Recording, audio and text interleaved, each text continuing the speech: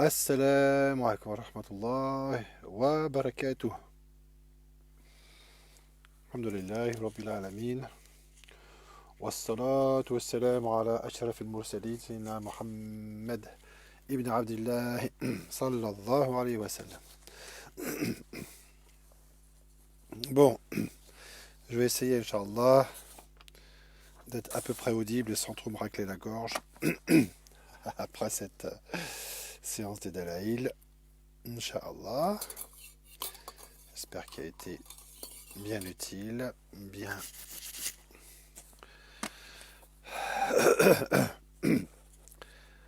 maqboula, Inch'Allah.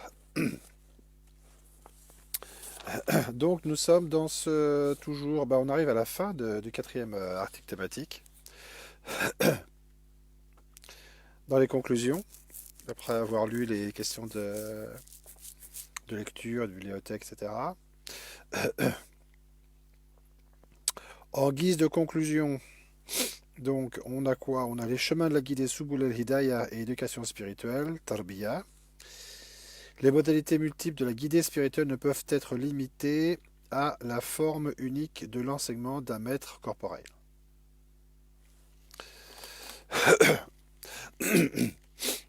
Ça, c'est quand même un point de principe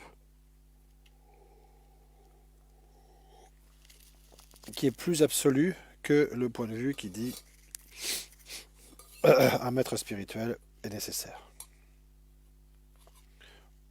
Le plus nécessaire des nécessaires, c'est Allah Azzawajal.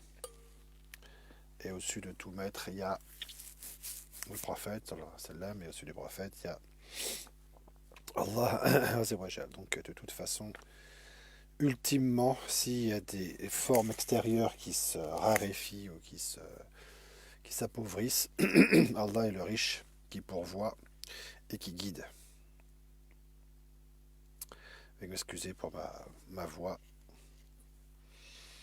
un petit peu altérée. Alors, surtout lorsque l'on sait, ou lorsqu'on sait, que la raréfaction de cette forme classique d'enseignement est annoncée et constatée publiquement depuis plus de 6 siècles par des maîtres de la voix eux-mêmes dans des contextes différents. Encore une fois, je réaffirme, et même si certains maîtres l'ont aussi critiqué ou ont mis des limites à ce point de vue-là, on ne peut pas balayer d'un coup de djellaba, d'un coup de manche, cette réalité, je dirais même réalité cycliquement nécessaire, si on peut dire, une perte de qualitative dans tous les domaines, et notamment aussi dans celui de l'enseignement et dans celui de l'irad, au moins dans les formes extérieures. Amin. Hein, on doit donc penser que dans ce cas, c'est-à-dire quand il y a une raréfaction de la forme classique, il est possible et normal de ne pas considérer comme maître éducateur quelqu'un qui n'a pas atteint le degré de réalisation spirituelle correspondant à cette fonction, c'est-à-dire qu'il devrait avoir normalement pour l'occuper, et que les conditions à respecter dans le cadre d'un pacte initiatique soient donc différentes et considérablement allégées,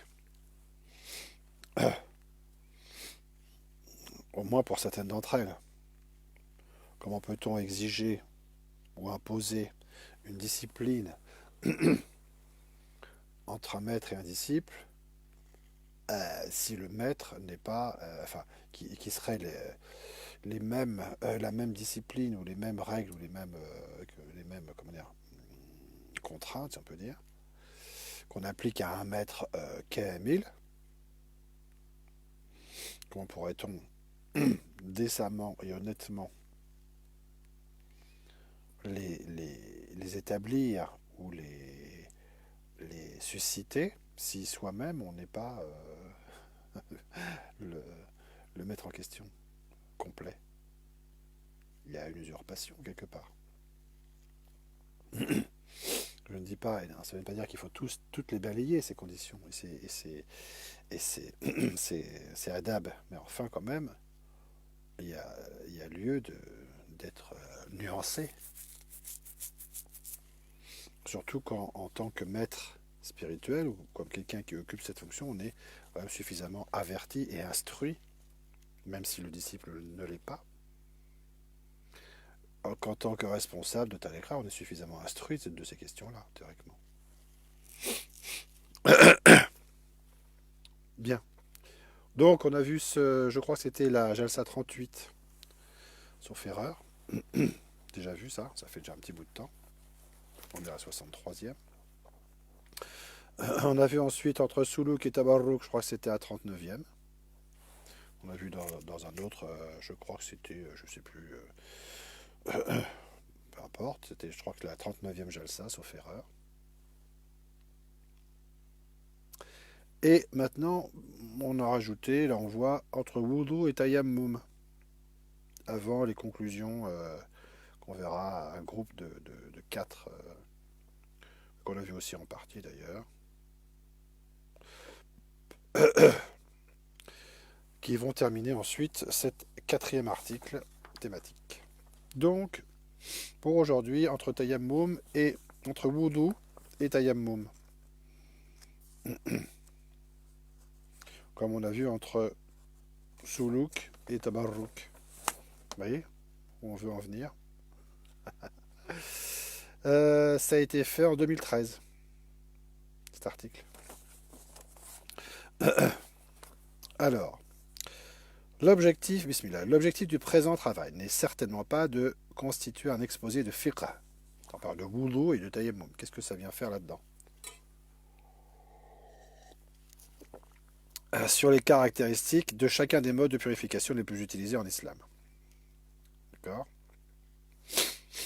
Wudu, tayammum, ghusl. Il est l'objectif de réfléchir, d'exercer sa réflexion, donc, aux conditions qui sont propres à chacun d'eux, des modes de purification, et qui permettent, qui autorisent, ou qui rendent obligatoire, nécessaire, l'accomplissement de l'un ou de l'autre. On ne peut pas faire le wudu dans n'importe quelle situation, ni le tayammum non plus. Il y a des cas où l'un et l'autre sont nécessaires et autorisés, et d'autres où ils sont où ils sont pas valables parce qu'ils ne répondent pas aux conditions.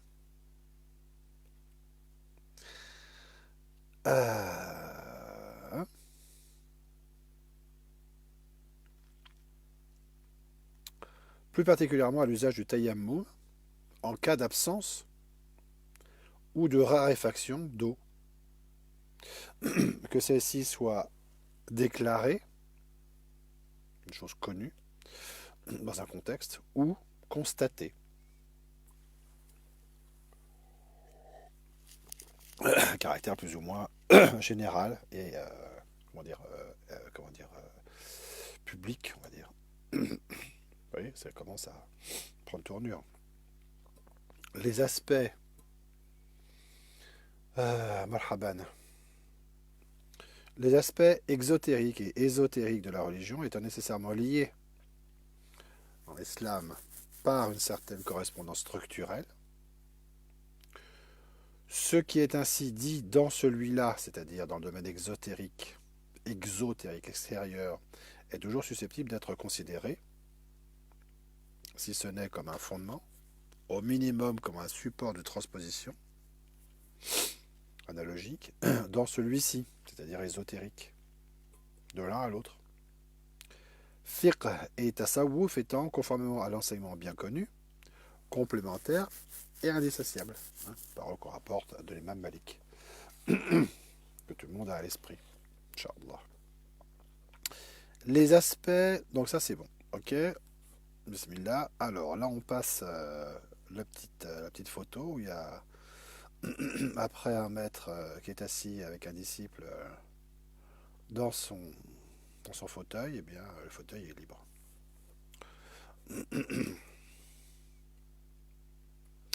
À l'unanimité des points de vue des ulémas,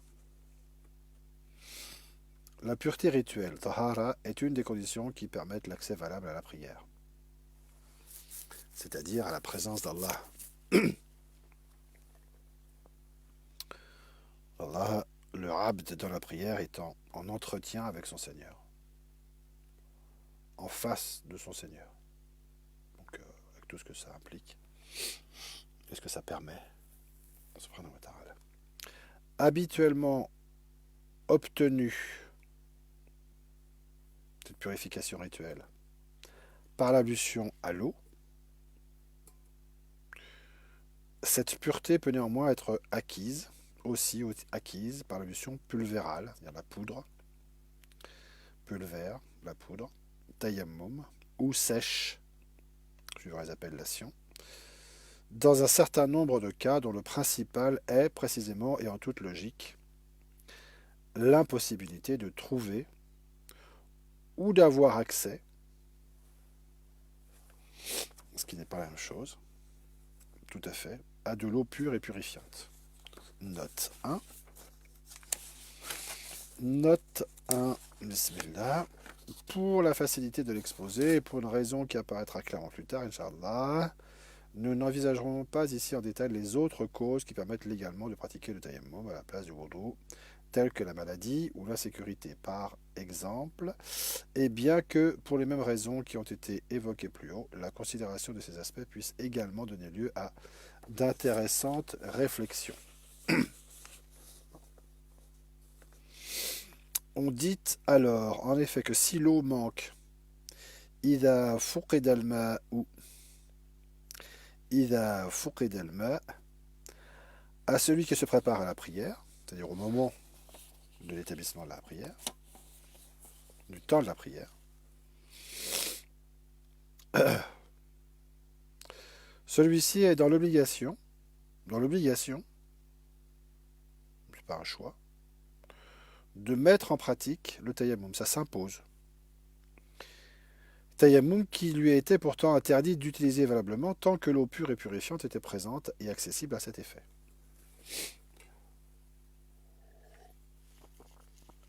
Change de statut.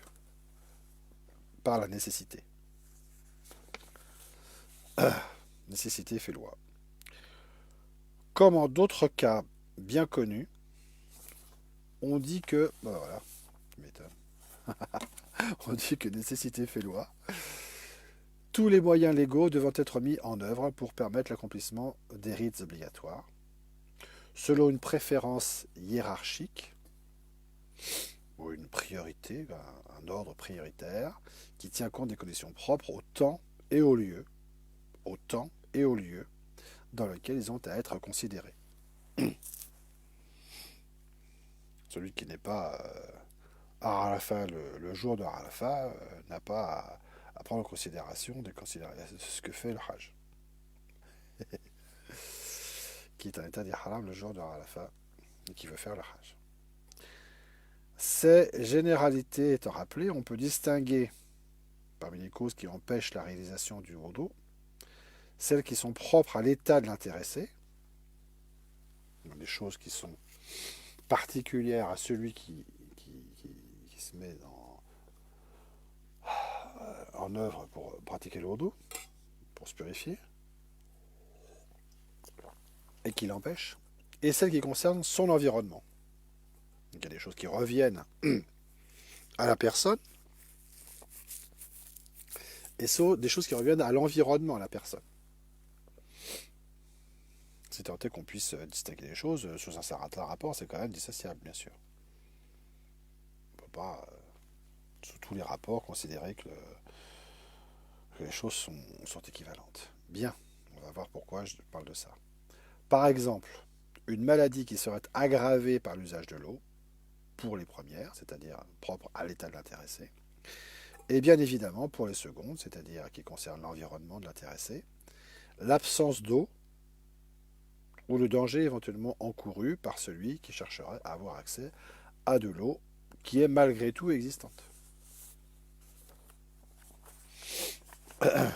Note 2.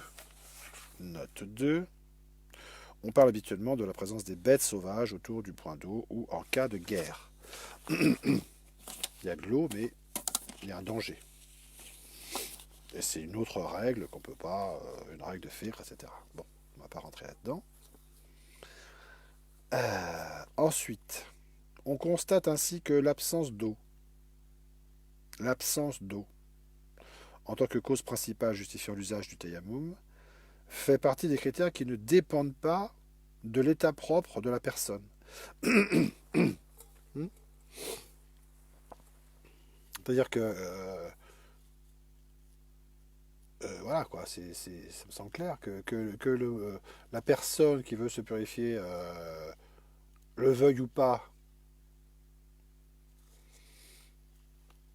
l'absence extérieure ne dépend pas d'elle. D'accord? Ne dépend pas d'elle, de la personne. L'obligation, par contre, d'avoir recours au tayammum fait dans ce cas appel à la considération d'un critère extérieur, apparemment extérieur, pouvant lui-même être directement constaté ou simplement être rapporté à l'intéressé par l'entourage. Ça ne dépend pas de lui. Critère extérieur, qui, bien que l'on ne puisse pas totalement dissocier les événements qui arrivent extérieurement à un être et les possibilités d'ordre intérieur qui lui sont propres, c'est une notion générale qu'il n'arrive à rien à l'être qui lui soit destiné, donc il y a bien un rapport. On en reparlera, Charbin.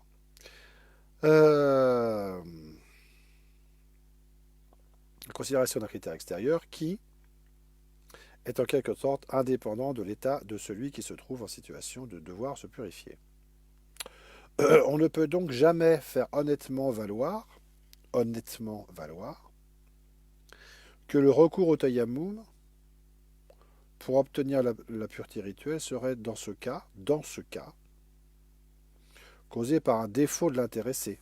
C'est pas un manque de l'intéressé, c'est un manque de l'eau à l'extérieur. Mais tout au contraire, qu'il résulte, le recours au tayammum résulte bien d'une altération des conditions extérieures du milieu dans lequel il se trouve. Donc il faut quand même pas mélanger tout et avoir bien ça en tête. Pour pas tout mélanger. Un autre point peut être maintenant précisé, aussi incongru et quasiment absurde qu'il puisse pour l'instant apparaître nécessaire de le faire. Qu'est-ce que c'est que cette histoire? L'absence d'eau dont il est question, bon, extérieurement, ne peut évidemment et sous aucun rapport être considérée de manière absolue. Quand on parle d'absence d'eau, ça veut dire quoi? Ça veut dire qu'il n'y a plus d'eau à la surface de la Terre? Personne n'a jamais raisonnablement envisagé, en évoquant cette casuistique, c'est-à-dire cette étude de cas, de situation, et quand bien même il s'agirait de devoir utiliser le tayammum dans des conditions où l'on manque de façon continue et durable en un endroit et en un temps, qu'il puisse s'agir de l'éventualité d'une absence totale d'eau pure et purifiante à la surface de la Terre en un moment donné. Ça n'est de toute façon que relatif.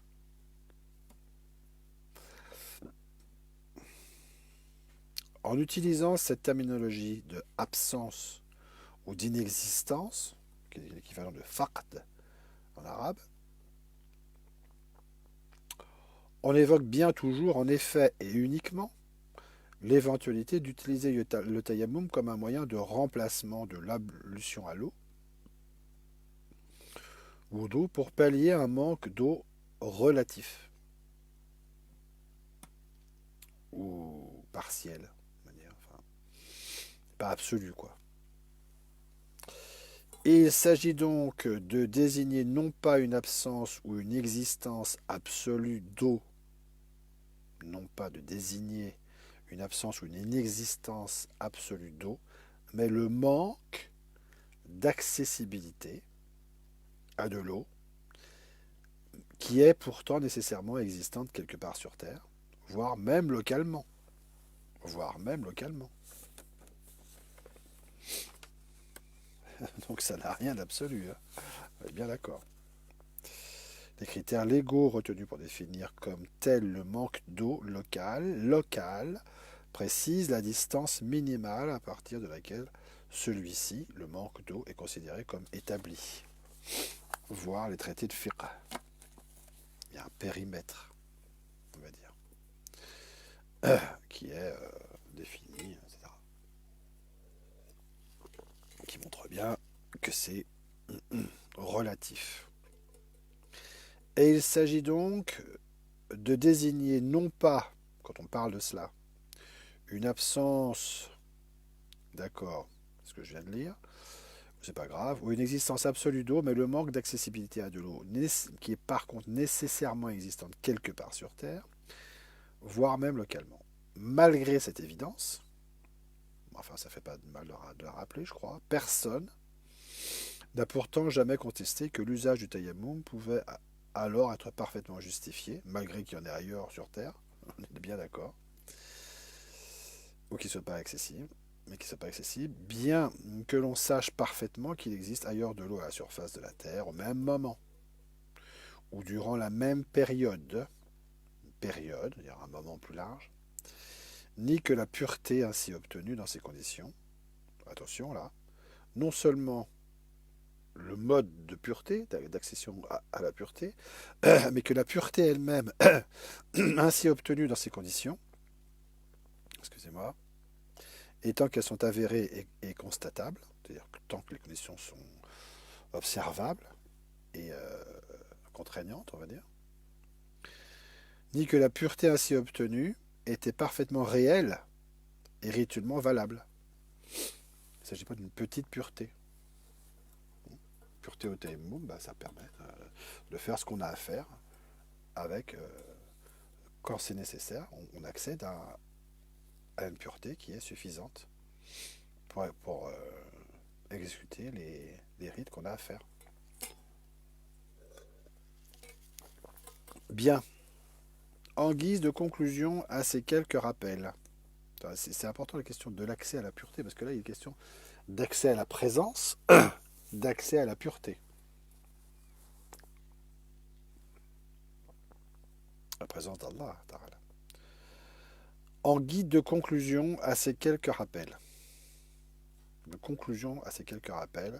De notions simples pouvant se trouver dans à peu près n'importe quel ouvrage de fiqh général, nous ne pouvons que confirmer ce que les lecteurs habituels et porteurs de savoir savent bien depuis un certain temps déjà, on espère, Inch'Allah, soit pour l'avoir appris sur ce site, on serait très honoré que ce soit le cas, soit pour l'avoir connu à partir d'autres sources, ne serait-ce que parce que ce sont des notions qui ont été exposées comme telles par des maîtres réguliers, on en revient toujours au même point de vue, et dont nous ne faisons ici simplement que souligner l'existence de leur formulation explicite, plus ou moins ancienne, et publique, plus ou moins ancienne. Ça ne date pas d'hier et ce ne sont pas des choses cachées. Et ce ne sont pas des racontards de gens faibles qui veulent se passer des avis des chouyours, mais des chouyours eux-mêmes. De certains, en tout cas, grands chouyours. Bon, j'en étais où?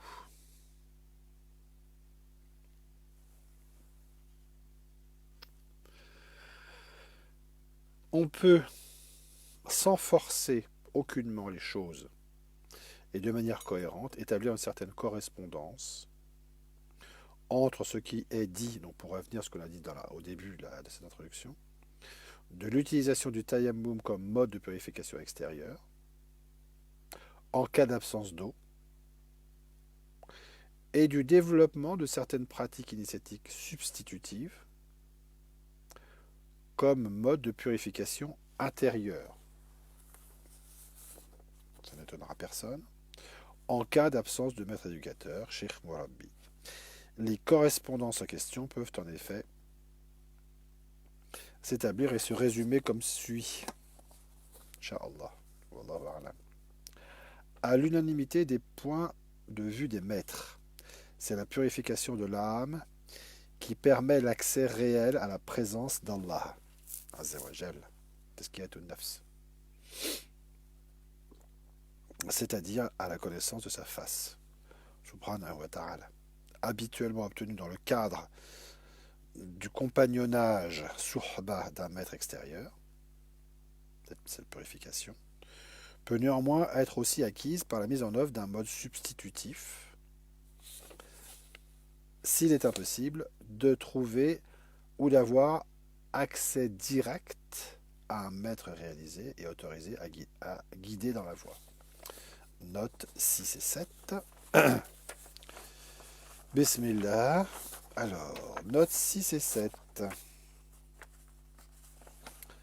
Où est-ce que ça se trouve? Voilà. On va faire des PDF avec des notes en bas de page, ce sera plus facile, mais ça prend du temps, Inch'Allah. Alors, note 6, on pourrait ainsi parler respectivement de la voix humide et de la voix sèche. Ouais, alors ça c'est un peu technique, bon. Mais pour mémoire. Si l'on ne craignait pas de créer oui, une méprise ou une confusion avec l'usage qui est fait de ces expressions dans la terminologie hermético-alchimique. Bon, on passe. Donc à ce propos, voir aperçu sur l'évolution des modalités de l'enseignement initiatique mohammedien.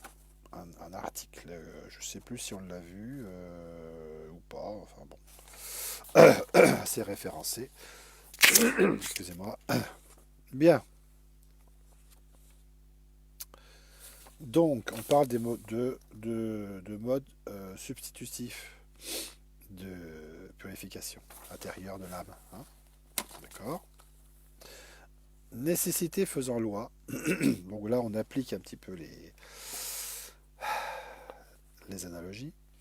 On trouve alors exprimé par les maîtres réguliers que, faute de trouver un tel Sheikh Mourabbi, celui qui cherche la réalisation effective dans la voie se trouve dans l'obligation, au risque de se trouver immobilisé et incapable, de mettre en œuvre ce qui est connu pour permettre cette progression lors de la survenue de telles conditions, et qui pouvaient n'avoir qu'une importance relativement secondaire dans un contexte meilleur ou optimal. Notes 8 et 9. Alors, note 8, où es-tu? Bismillah. Voir Ibn Abbad al-Rundi dans ses Rasail al-Sughra. Ben oui, il me semble qu'on a vu ça. Et les rappels sur la dégénérescence et les adaptations cycliques.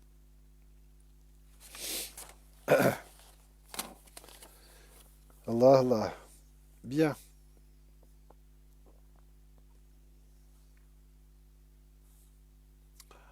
Alors, c'était 8 et 9. Où est-ce que je suis, moi? Voilà. Tous les moyens initiatiques réguliers. Tous les moyens initiatiques réguliers. Ce n'est pas question de choses irrégulières là-dedans.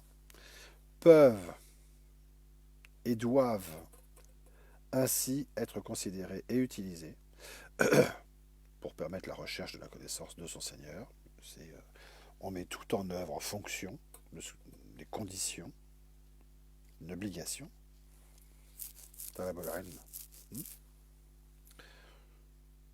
Selon les considérations hiérarchiques et prioritaires qui tiennent compte des conditions cycliques spécifiques du temps et de lieu. Donc là, on a des correspondances qui sont assez nettes, qui montrent la cohérence. Inch'Allah. Ces généralités étant rappelées, on peut distinguer parmi les causes qui empêchent un prétendant à l'initiation ou un initié déjà rattaché donc d'accéder à un maître éducateur.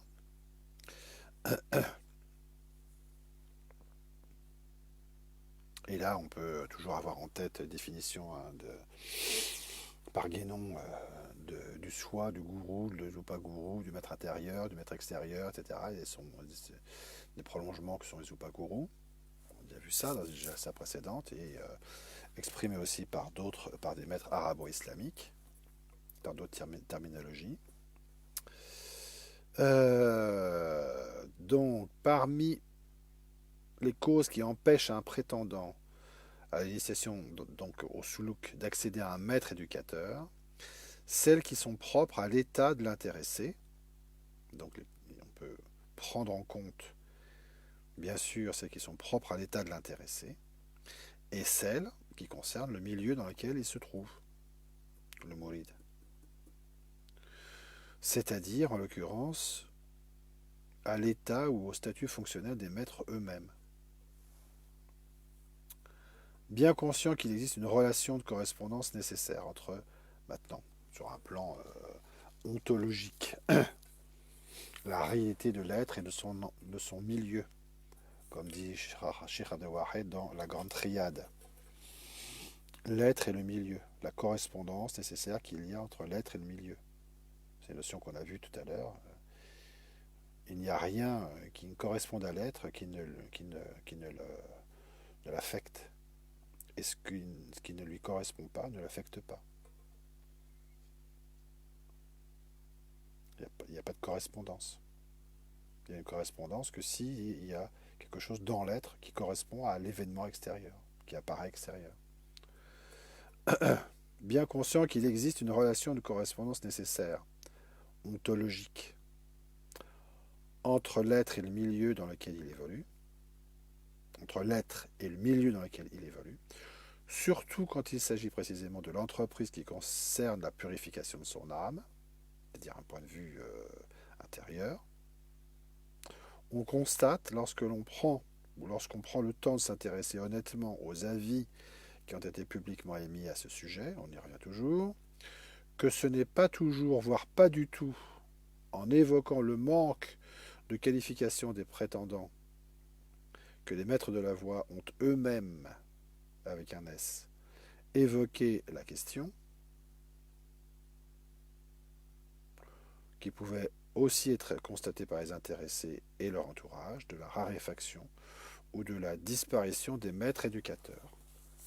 Il faut quand même le rappeler tant qu'on peut le faire. Note 10. Raréfaction des maîtres de la voie ou des disciples.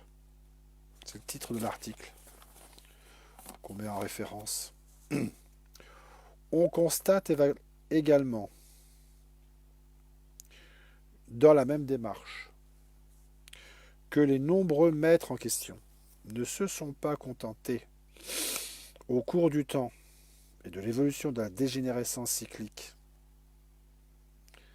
de faire ces constatations, puis de les tenir secrètes. Non. En disant, débrouillez-vous. Ça rime à quoi? Et pourquoi ils se sont exprimés, les maîtres? Comme salam wa rahmatullah. Radiyallahu anhum. Pourquoi ils se sont exprimés sur ces choses-là? Parce que ça les amusait? Parce que, quoi? Qu'est-ce qu'ils avaient à gagner? Ou à perdre? Radiyallahu anhum, hashahum. Quand même être un petit peu respectueux des chouyours.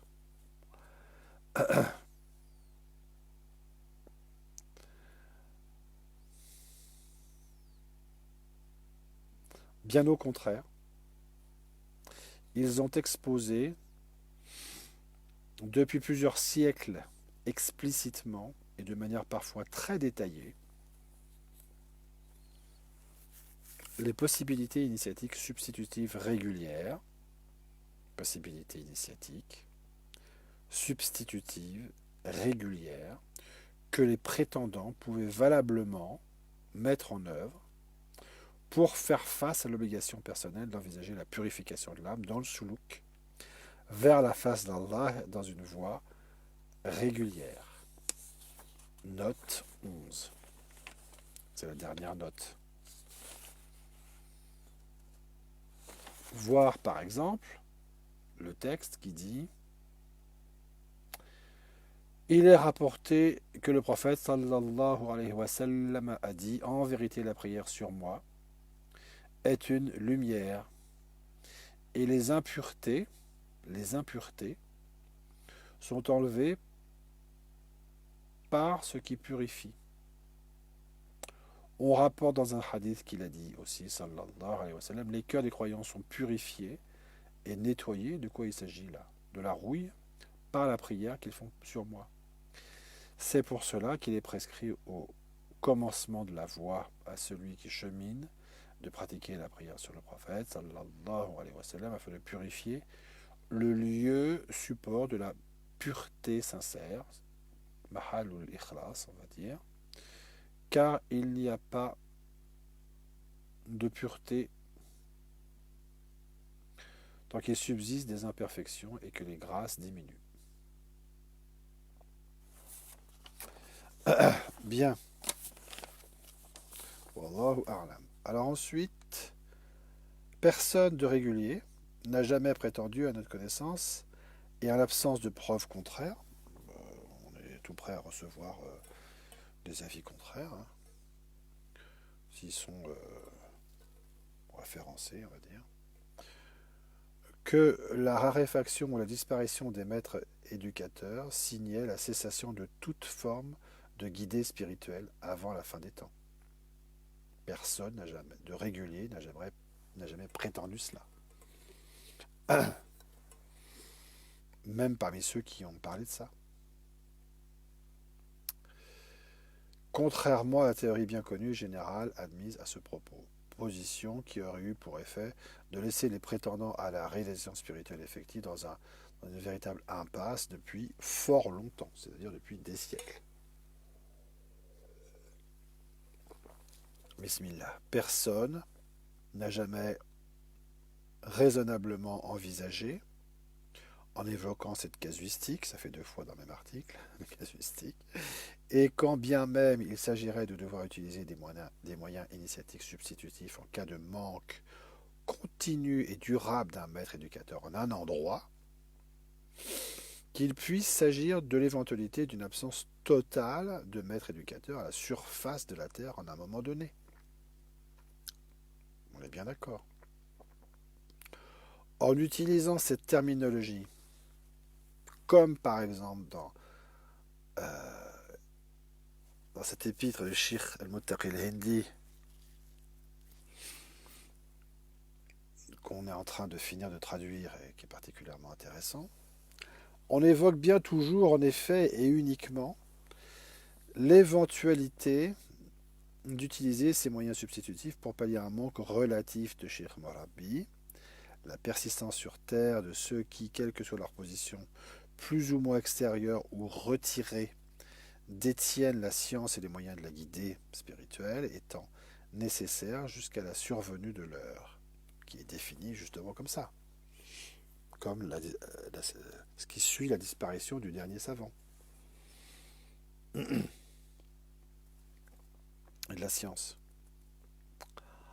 Il s'agit donc de désigner non pas l'absence ou l'inexistence absolue de tout moyen de purification, quand on parle de cela, mais en réalité, le manque ou la restriction d'accessibilité directe à un maître éducateur, pouvant malgré tout exister ailleurs, voire même localement, mais dans un état ou un statut de retrait.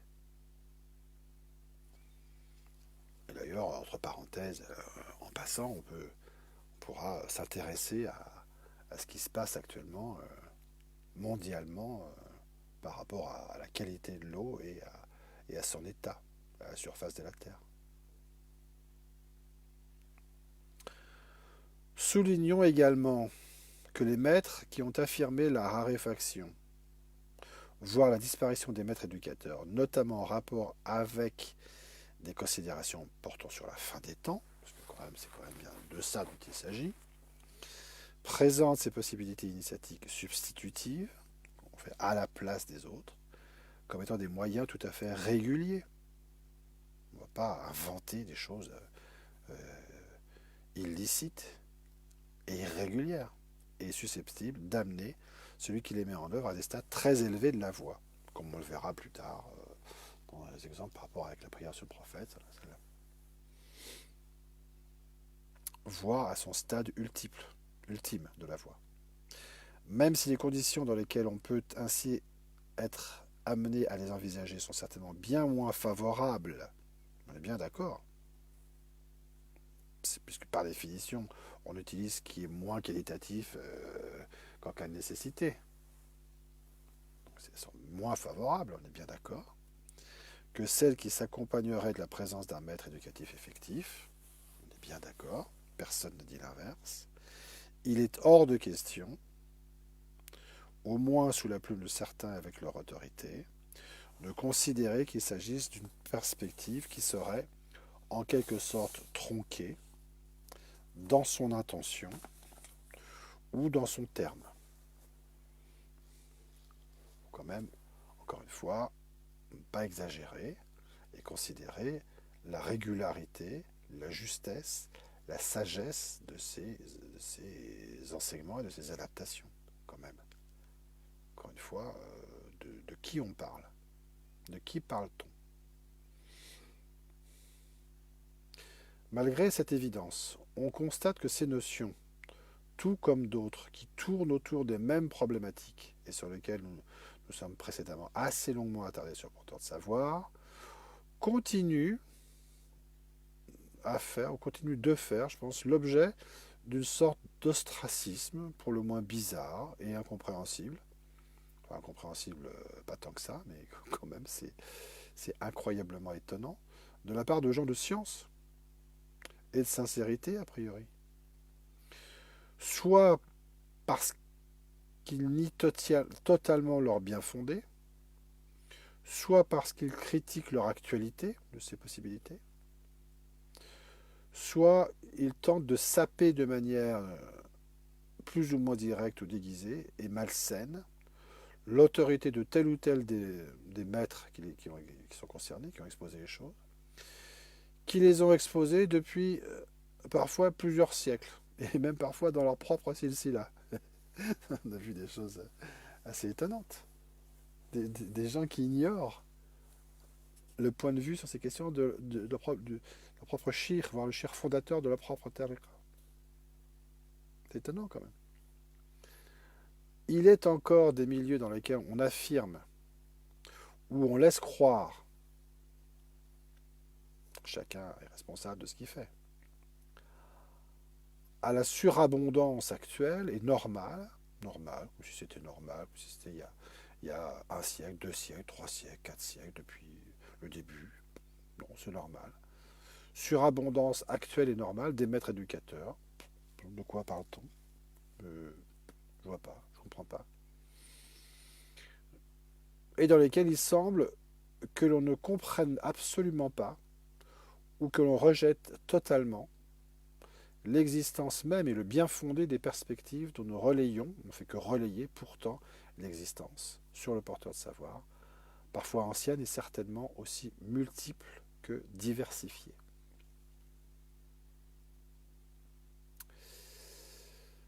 L'existence multiple et diversifiée. Il est enfin un point que nous n'avons fait pour l'instant qu'évoquer rapidement, et sur lequel nous pourrions revenir si la nécessité s'en faisait sentir, Inch'Allah, ou si le simple fait de poser la question qui s'y rapporte s'avérait insuffisant. La question, c'est la suivante. S'il est effectivement réprouvable de pratiquer le tayammum quand il est possible de pratiquer le wudu, d'accord, que dire de celui qui, au prétexte de refuser d'utiliser le tayammum parce qu'il n'en voit pas l'utilité ou la nécessité actuelle,